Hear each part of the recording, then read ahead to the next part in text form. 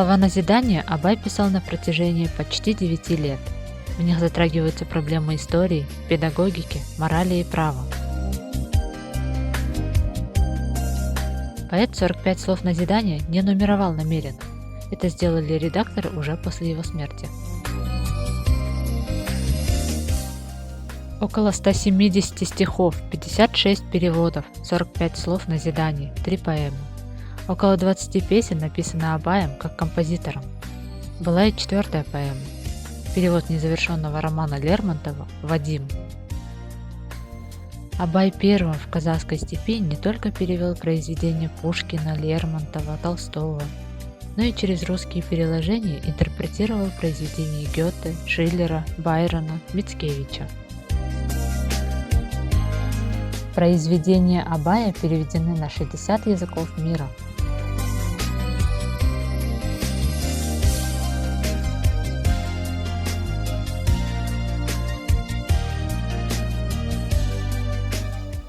Абай – один из основателей первого нормативно-правового документа на казахском языке. Правила Карамулы – законопроект, который состоял из 74 статей. В них отражены принципы гражданского, уголовного и административного права.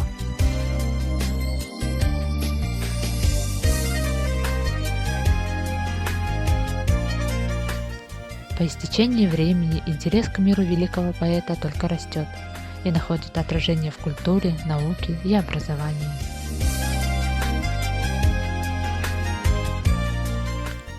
В век цифровизации Абай оказался одним из самых электронных писателей Казахстана.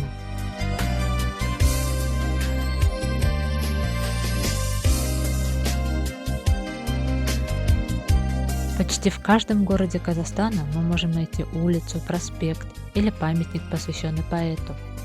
А в Кызылординской области есть 2 поселка имени Абая.